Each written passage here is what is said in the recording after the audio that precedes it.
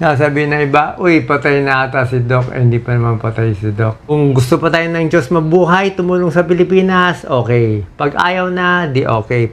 Una-una, wala akong balak mag-content ng health. Baka si Doc Lisa, I have no more plans to content sa health.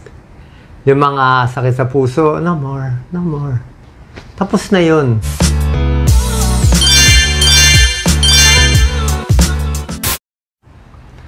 Magandang araw po, Doc Willie to, Doc Lisa. Kamusta po kayo? Live po tayo. Medyo malakas-lakas tayo today, kaya tayo nagla-live para maliwanagan. Di ba? Kasi maraming sabi na iba, uy, patay na ata si Doc. Hindi pa naman patay si Doc. Yung isa, gumaling na si Doc, nag-miracle na. Ay, mabuti kayo, alam nyo pa, nag-miracle. Kaya hilong-hilo ang kababayan natin sa tunay at sa hindi tunay. Tayo rin nagpapahirap sa sarili natin. Doc Lisa?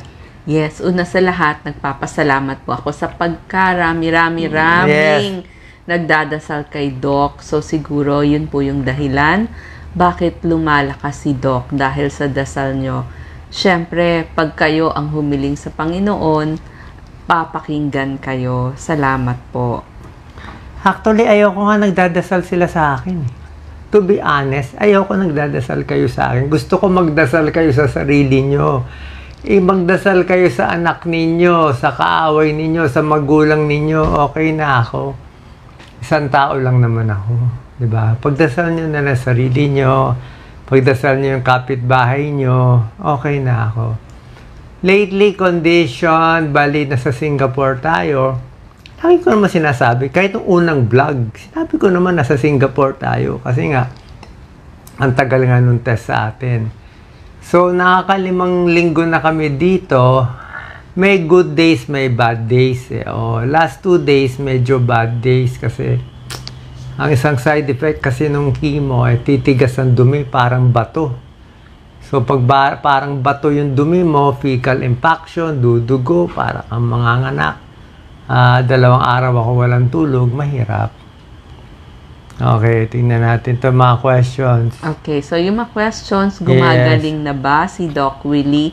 So hopefully, matapos namin yung cycles of chemo, ganun po ang tawag doon, cycles. So, more or less, sabi nila, mga 6 cycles every 3 weeks. So, that's around 18 weeks. So, nakakaisang buwan na po tayo. Almost, malapit na po. So, mga 3 more months to go. Gumagaling o hindi, walang nakakaalam. Kaya kung may napanood kayo, gumaling o hindi gumaling, walang nakakaalam. Pero parang gumagaling. Parang lumiliit. Kasi dati 10 out of 10 ang sakit. Kaya may time 2 out of 10. Pero pag umiri ka naman ng napakasakit, parang 9 out of 10 ang sakit. Tapos less na po yung manas. At saka yung paninilaw ni Doc Willie. Yes, na-lessen na lahat. Nawala na yung paninilaw ko. Namayat na ako ng, I think, 24 pounds. 75 kilos. Ngayon, 64 kilos na lang ako. Nawala na yung paninilaw. Mukhang lumawag. Paano yung inferior vena cava? Hindi na ganun kagalit. Nawala rin yung manas ko, pati yung varicose ko. Ang nawala lang yung buhok ni Doc. Hindi, side effect yun. Sabi nga nung doktor ko, si Dr. Ang Peng Tiam, Singapore doctor, di bali na masira lahat, ulo, mata, tenga, basta patayin niya ang cancer na yan. Kailangan focus siya yung kalaban Siya yung kailangan tanggalin Kaya kita niyo, nangingitim ang kamay ko. Ngitim siya. Pati sa ulo nangingitim. Kasi yung chemotherapy, tinitira niya yung bad cells na mabilis gumalaw, pati rin yung good cells. Kaya sugat-sugat yung mga bibig ko. Mahirap mag-chemo, kaya sabi ko nga, gagawin ko to positive para sa inyo. Nagpapalakas ako para sa inyo, hindi para sa akin.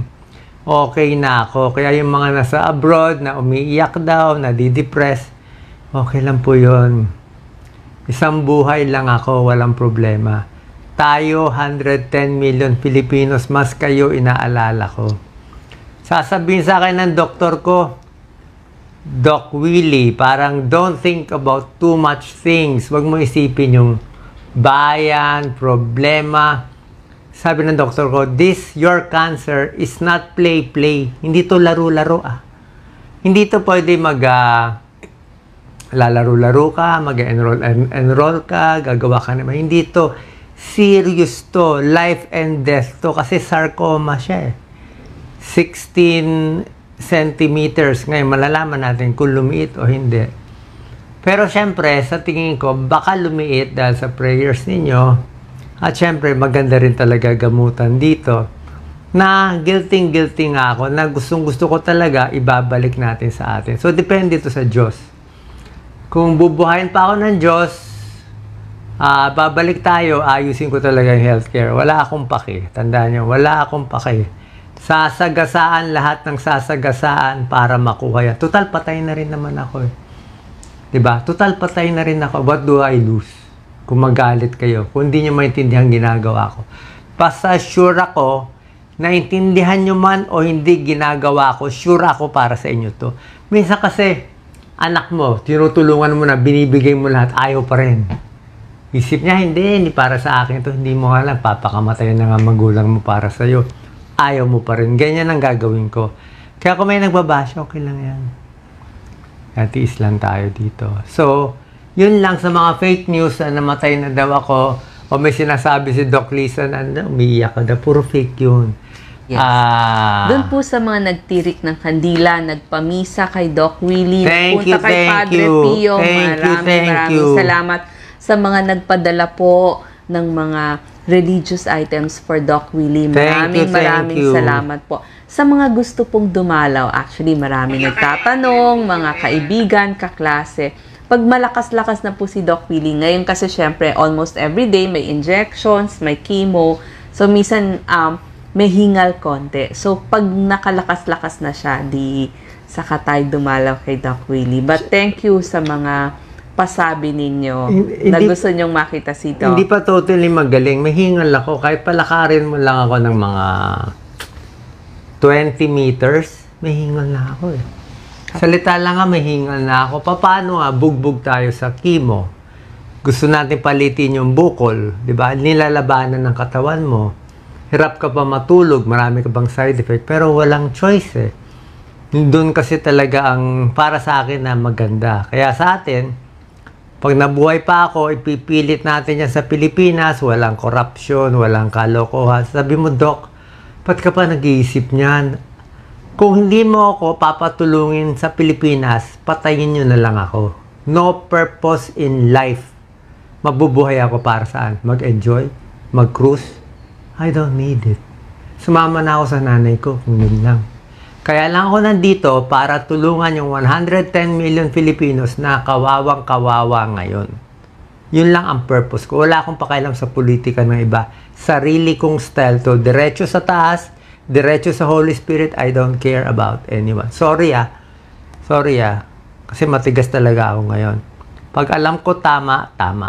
Pero pag wala nang buhay, di wala na. Pero so far pa naman, binubuhay pa naman tayo ng Diyos. So habang binubuhay tayo ng Diyos, request ko lang, kung mahal nyo ako, tulungan nyo na lang yung kaibigan nyo, makipagbati kayo sa magulang nyo, makipagbati kayo sa best friend mo na naging kaaway mo. Doon ako masaya. Magbigay tayo ng pera, pagkain doon sa mga pulubi, sa lansangan natin, sa mga overseas worker. Gumawa lang kayo na mabuti. Happy na ako. Happy na ako. Okay? So, any more questions? Yes, okay. So, yun nga pala po, yung mga nag-alaga kay Doc Willie dito sa hospital, almost 50% talaga mga world-class nurses na Pinoy. Pinoy lahat. Ang gagaling. Kasi may nag-message po sa atin, mga nurses from Germany, from the US, yung ating mga galing. Kababayan na nasa healthcare at yung hindi rin sa healthcare. Maraming salamat po sa inyo. So, ang mga questions, yung mga naghahantay, kailan daw ulit mapapanood si Doc Willie. Siyempre, ngayon medyo yung mga lives namin hindi madalas. So, pipilitin ni Doc. Pag malakas, good days, itatry. Ako naman po, pipilitin ko kasi parang yung journey namin, Dati hindi ko gaanong natatouch yung cancer, paano mag-alaga ng mga cancer patients. At kung ikaw mismo yung cancer patient, pag may oras na po ako, I'll try to do that. Una-una, wala akong balak mag-content ng health. Baka si Doc Lisa, I have no more plans to content sa health. Yung mga sakit sa puso, no more, no more. Tapos na yun. 6,000 ang videos ko, ano pa ba gagawin? Magaling si Doc Alvin, sila Dr. Dex, ang dami-daming doktor. Hindi nyo na kailangan ng health topics. Ang kailangan, ayusin natin yung Pilipinas kasi ang dami namamatay, ang dami naghihirap. Yan na lang ang job ko. Last job ko. Fix the Philippines, fix the country. After that, hayaan na natin mga kabataan sila na mag-vlog ng health topics. Diba? Yun lang ang mission ko. I'm very clear about that. Lagi ko dinarasal. Nakikita niyo ibang video ko, parang meron akong Holy Spirit nagsasalita. Hindi ko alam kung ano yun, pero sa tingin ko mabuti yun. Kasi lumilinaw na ang pag-iisip ko. Kung ano man magiging desisyon ko, tandaan nyo, para sa inyo to. Kung gusto pa tayo ng Diyos mabuhay, tumulong sa Pilipinas, okay. Pag ayaw na, di okay. Pero, hindi ako give up. Yan lang ang purpose ko. Magagalit ang doktor ko pag nalaman nila, ito ang plano ko. Hindi ko nga sinasabi. Hindi ko nga sinasabi na, dapat isipin mo paano kumain, paano mag-enjoy. Ayoko mag-enjoy. Mas enjoy ako. Kausap kayo, nakikita yung mga mahihirap dyan. Yun lang ang goal ko. Kailangan naman magpakita naman tayo ng, diba, kita mo yung mga santo, ang babait, ng mga saint nila, Jesus, mga mababait na tao. Very selfless. Eh tayo, konting pera lang, konting scam lang, konting fake news lang. Kawawa naman yung kababayan natin. Paano tayo uunlad kung puro tayo ganyan, di ba? Hindi pwedeng sobrang ganoon, di ba? Huwag pera-pera. In the end, malulugi rin kasi tayo. Anyway, yun lang naman. So far, so good. Ngayon, problema ko pa sa tiyan kasi itong bukol, kahit lumit siya, mukhang nakabara siya sa small intestine. Hindi gano'ng gumagalaw yung bituka ko, kaya hirap na hirap ako. Meron lang position na hindi pa nahahanap. So, it might take me a few more weeks. Siguro by November matatapos na. And makakauwi ako by December. And who knows what will happen. Basta lahat ng gagawin ko para sa inyo. Okay lang magbasa daw nakuha yung cancer. Tingin ko is bashing. Bashing, negative. Kasi wala talaga akong risk factor. Tsaka, hindi naman masama. Kahit naman nakabukol ako, naging close naman tayo. Diba? Hindi ako nakabukol, hindi nyo na rin naman ako papanoorin. Wala na nga 500 yung nanonood sa akin. Kaya nakabukol ako, 50,000 naman nanonood. Siguro okay na yun. It's a good deal. Basta mahal na mahal ko kayo habang nasa mundo ako. Pag namatay na ako, let's say namatay ako, aalagaan ko kayo from above. Promise ko yan. Aalagaan ko kayo from above. That's my promise. Okay? So far, so good? Yes, opo. Doon naman po, naging journey natin to. So, kailangan aware tayo kung may lahi po tayo ng cancer sa pamilya. So, maganda po, magpapa-check up tayo.